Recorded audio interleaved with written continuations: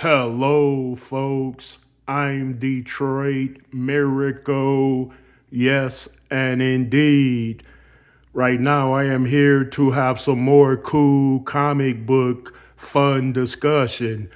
This such topic is about the Silver Surfer and his power levels as compared by his live action appearance and the rise of the Silver Surfer as compared to his characterization in various comic books as well as animation cartoons.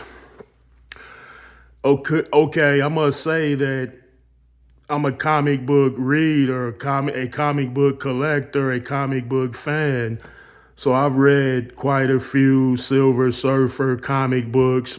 I purchased quite a few Silver Surfer comic books. I've inherited Silver Surfer comic books, and I find them to be great reading. And all the illustration is great. And in the comic book, it tends to show you more about them. You see a greater usage of their powers in the comic book characterization of the Silver Surfer. He has immense powers, and his powers aren't necessarily connected only to his board. So if he loses his board in the comic books, he doesn't necessarily lose his power. But in the movie, The Rise of the Silver Surfer, they connected his powers to his board, his surfboard, so that his board was actually an Achilles heel. Because if he was ever separated from it, he would lose his powers, or they would wane or get weak, and that made absolutely no sense. Because in the characterization in the comic books, the surfer is seen fighting away from his board on occasions. So he's not always stepping on his board when he's using his powers.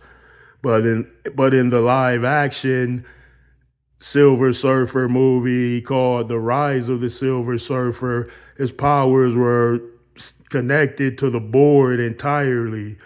So if he lost a board or something happened to the board, then he would lose his powers.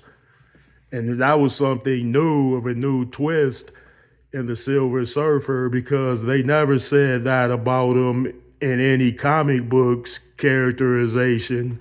But nevertheless, in the live action Silver Surfer movie, they changed the whole narrative in ways, and they did what they wanted to do. And Galactus didn't even look like Galactus in that film. So yeah, when they make something into a live action movie, they tend to change things a bit in some cases or many cases, except with some characters in which it all stays the same. All right, folks, I had to get that off my chest. Thanks for tuning in to this cool discussion.